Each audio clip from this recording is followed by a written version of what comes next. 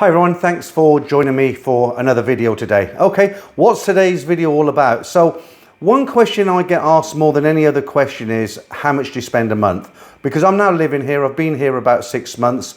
My spending habits are quite normal. I don't overly spend, I don't scrimp and save. I live a fairly nice lifestyle out here, so I'll just tell you a little bit about how I live out here before I actually get into the expenses. And one other important factor into this video is, I've noticed on YouTube, a lot of people who put out monthly budgets, what you need to live on, they don't include things like medicines, emergencies, visa, all the things that you only think about when you have to think about it, if that makes sense. So, you know, they'll tell you about rents and food and all the rest of it, entertainment. But I've calculated everything into my budget today. Now, obviously, you're going to have to tweak it to suit yourself. I don't live a big, rich lifestyle out here, but on the other hand, I don't scrimp and save. I live quite a nice lifestyle. So, to give you an idea how I live out here, before I made this budget to show you what I'm spending. Okay, so I live in a nice 1-bedroom apartment, very close to Nana BTS station. It's a nice apartment with a swimming pool on the roof, a gym, and good security. 1-bedroom kitchen, so it's very, very comfortable. And I pay 20,000 baht a month for this apartment, but I'll get into that in the budget. Okay, I own a car, I own a scooter, which I use to get around locally. I do most of my own cooking in the apartment. The reason for that is I spend a lot of time on YouTube, and I would say 80% of YouTube is editing and making thumbnails, making descriptions. So I'm not out there filming as much as I'm here editing. And when you're in the middle of a long edit, the last thing you want to do is get dressed, go out and sit and wait half an hour in a restaurant. So I'll only go out occasionally. Okay, so let's get into these expenses. And now I've now been here for 6 months. I've now been living full time since I left the UK. And this is actually what I'm going to read out to you now. It's not a forecast. It's not what I think you need. This is what I'm currently spending every month here in Thailand. Okay, so first of all, my biggest cost, as I said, is the rent. I'm paying 20,000 baht a month, and I think that's very well worth it for this apartment, just for the location. You'll get cheaper in Pattaya, of course you will, but it's not like for like. This is central Bangkok. The BTS is close. It's a great area, so I'm paying for location, I'm paying for swimming pool, but it's a good condo. I'm very happy with it for 20,000. My electric varies. I've got 2 air conditioners in this unit, one in the bedroom, one in the lounge. I've actually started to become acclimatized now, so I don't use the air conditioning in the daytime. I've got it on now because obviously I have fans. In the evening, if I'm watching Netflix or something, I just have a stand-up fan, but it's a little bit noisy to make a video, so I've put the air conditioning on now. So most of the time, I'll either have the air conditioning on in the lounge. If I come back from a swim and I make my dinner and I'm quite hot because it's hot outside, I'll leave the air conditioning on for 1 or 2 hours. That's it, in the lounge. Maybe first thing in the morning when I'm having a tidy up, you know, it's very hot in the mornings. And then in the bedroom, I put the air conditioning on only when I go to sleep. I have a stand-up fan in there as well. So when I'm working on my PC, basically I put the stand-up fan on. When I'm finished in there and I come in here, I put the stand-up fan here. Okay, so at the moment, my electric bill is 1,800 baht a month. It varies. I have had it as low as 1,500 baht. I have had one bill that was 2,000 baht. So depending on how much air conditioning you use. The water is very, very cheap here. I'm not talking about drinking water. I'm talking about the water you shower and clean yourself and flush your toilet.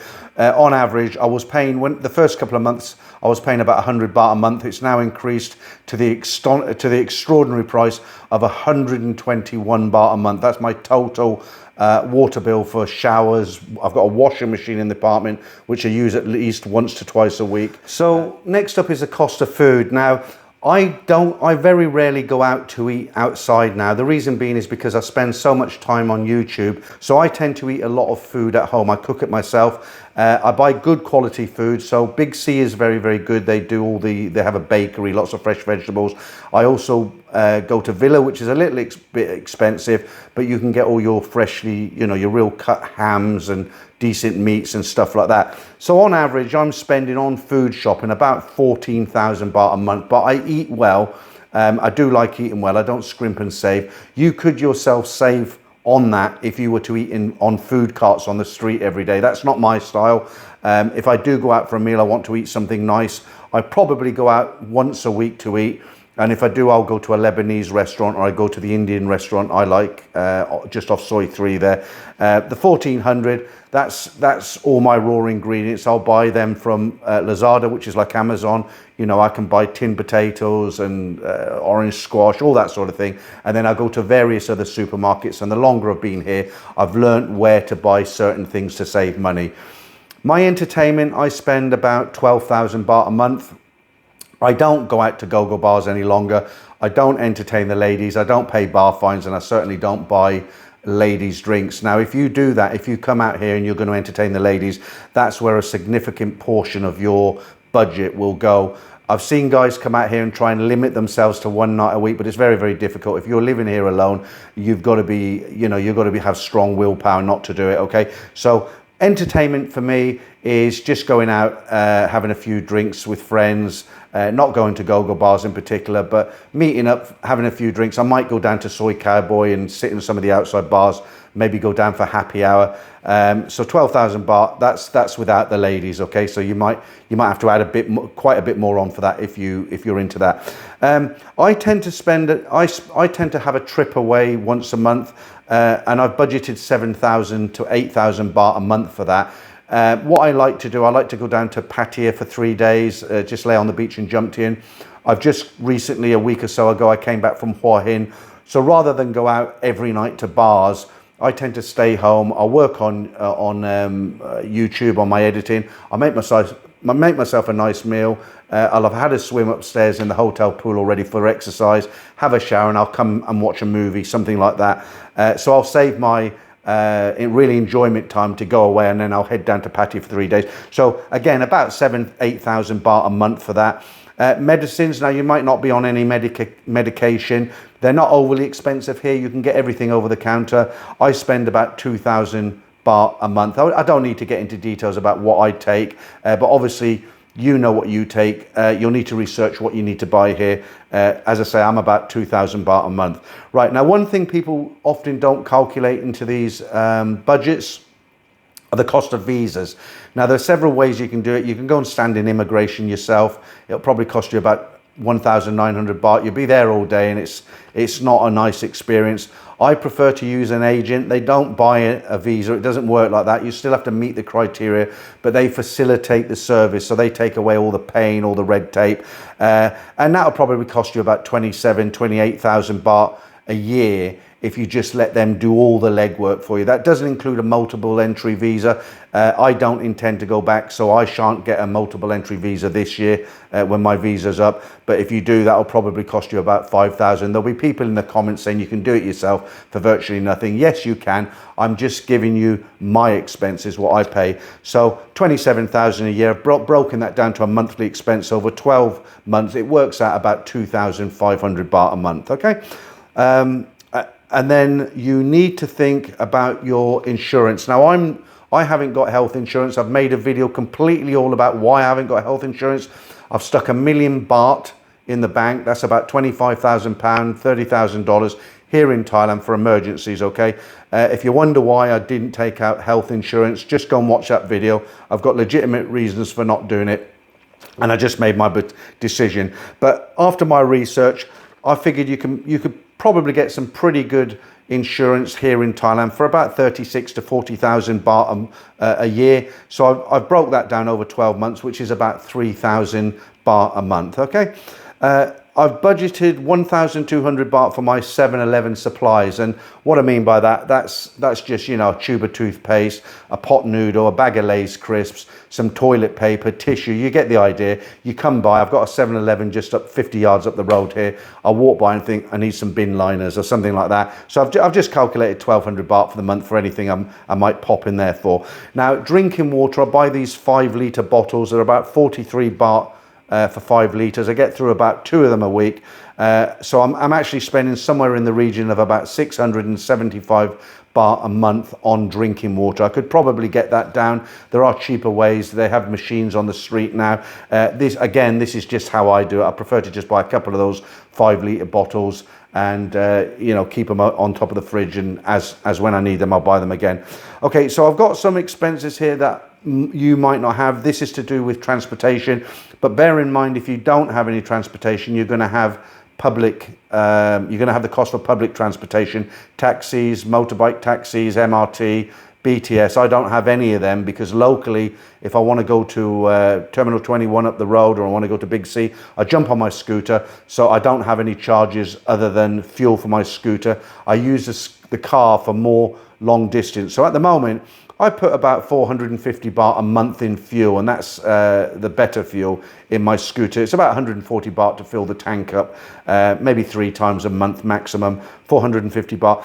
Fuel for the car, I've budgeted 1,500 a month, but actually I'm not using that much. If I go away on a trip like Pattaya or Hua Hin, I have to fill the tank up when I come back, and it's generally just over 1,000 baht, 1,100 baht, something like that. But I've budgeted it in for my own personal budget, 1,500 baht a month, worst case scenario. Car insurance, at the moment I've got Class A car insurance because it came with the car, but after speaking to a friend, if you can get that insurance was 18,000 for the year on the car, but you can get the equivalent to third-party foreign theft for about 6,000 baht, which will cover you if you hurt somebody or you break somebody else's car. In other words, if it's your fault and you hit a car or you knock somebody off a bike, then that insurance will pay for them, but it won't repair your car. But I had a friend talk to me yesterday, and he said a drunk motorcycle driver went into the side of his wife's car. He had to have a lot of body work done and repairs, and it was 6,000 baht. So if you think about it, 18,000 baht as opposed to 6,000 baht a month, what's that? You're talking 12,000 baht a month. If you go 10 years and you don't have any incidents, that's over 100,000 baht you've saved. And if you do have an accident, at least you're covered for the other person, and you just have to pay for your own repairs. So I've budgeted £6,000 a year for next year, which is about it's £500 a month. Insurance on the bike is about 1,900 a year, so that's £158. The road tax on the car, I don't know how much it is.